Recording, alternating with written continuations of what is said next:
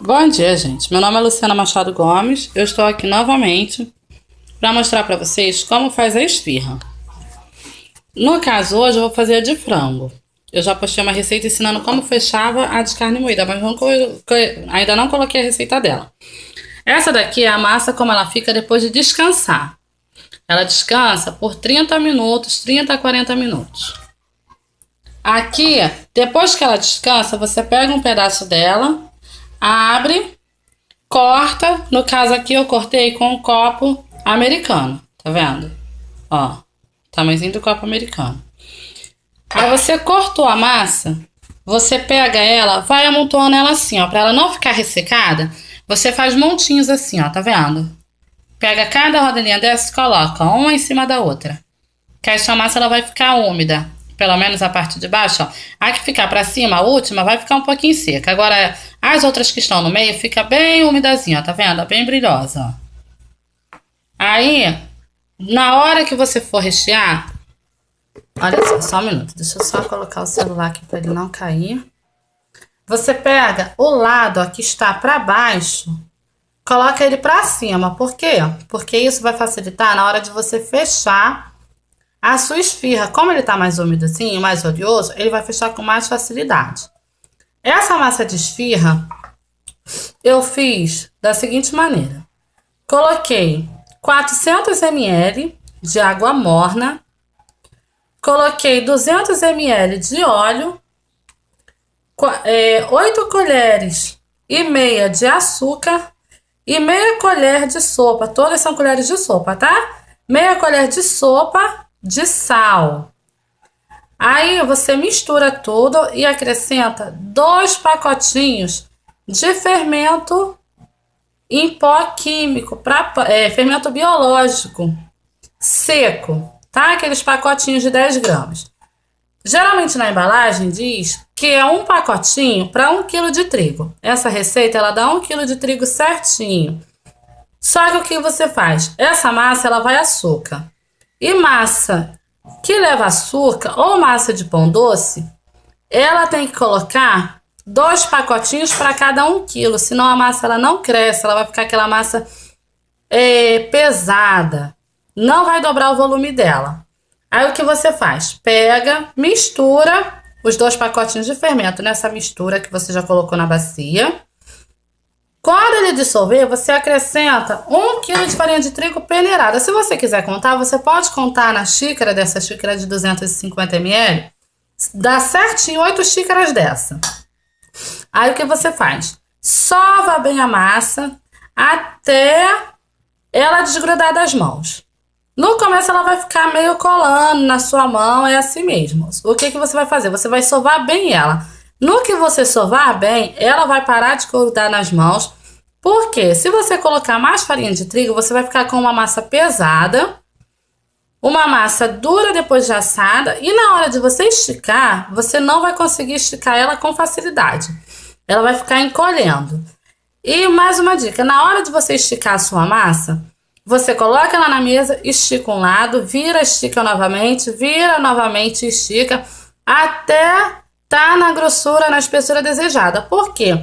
Se você tentar esticar ela de um lado só, a sua massa ela vai ficar encolhendo toda hora. Então você tem que fazer esse processo de estar virando a massa para você conseguir esticar ela bem e ela não voltar a encolher depois que você cortar.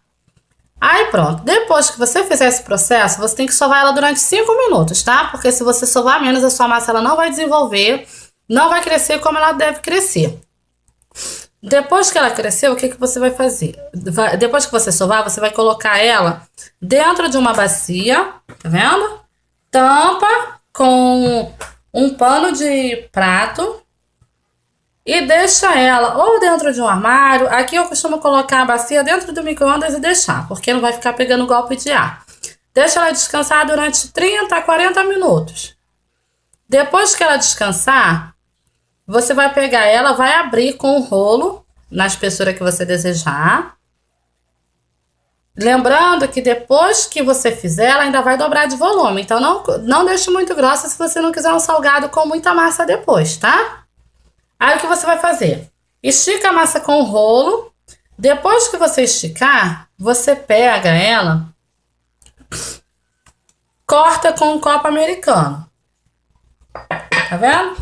Aqui, ó, igual eu já mostrei no comecinho do vídeo. Ó, corta com um copo americano e vai recheando ela. Não corte muito. Se você cortar muita massa, você faça assim, ó, os montinhos, tá vendo? Que aí ela não resseca. O lado que fica pra baixo, ele fica bem oleosozinho, mais fácil pra você fechar depois seu salgado. Vem, ó, recheia. Aqui eu estou usando essa colherzinha pequena, tá? Pra esse tamanho de salgado. Ó, uma colherzinha cheia. Essa daqui eu achei que ficou com pouco recheio. Você coloca um pouquinho mais. Tá vendo? Ó. Pega aqui, ó, como se fosse fechar um risole, tá vendo? Ó, vem, ó, até a metade. Ó, fechou. Aperta bem para o seu salgado depois não abrir. O outro lado, você aperta o recheio. Apertou o recheio, você vem aqui, ó. Tá vendo, ó? Fez isso aqui, ó. Foi. Viu? Ó. Pressiona bem esse meiozinho aqui, porque ele costuma abrir se você não fechar direito. No meu caso, depois que eu faço isso, eu coloco ele para baixo. Assim, ó. Aquilo que você coloca ele pra baixo, como a massa ela é oleosa, ela fica uma massa boa de trabalhar, ele vai ficar assim, ó, bem lisinho, tá vendo?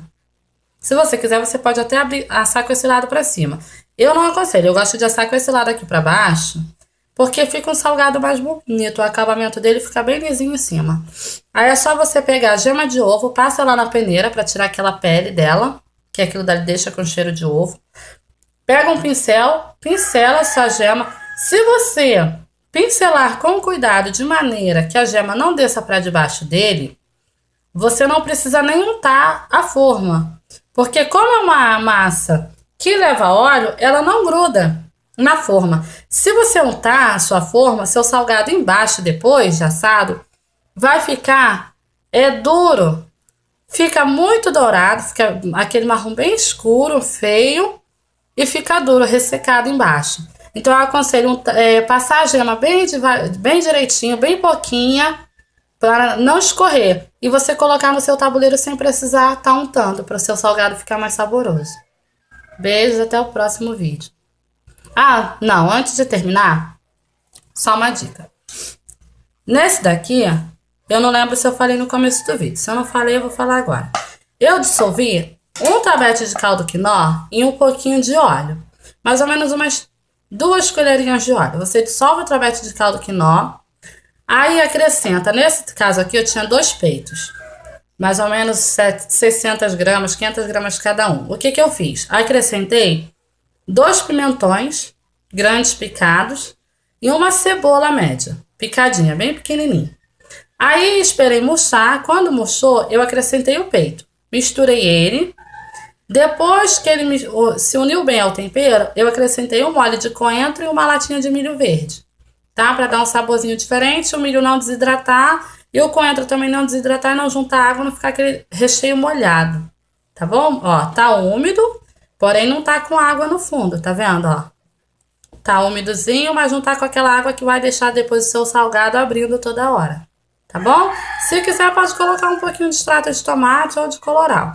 Nesse daqui, como eu cozinho com um pouquinho, eu não coloquei. Achei que tava bonito nessa cor, tá? Beijos, até o próximo.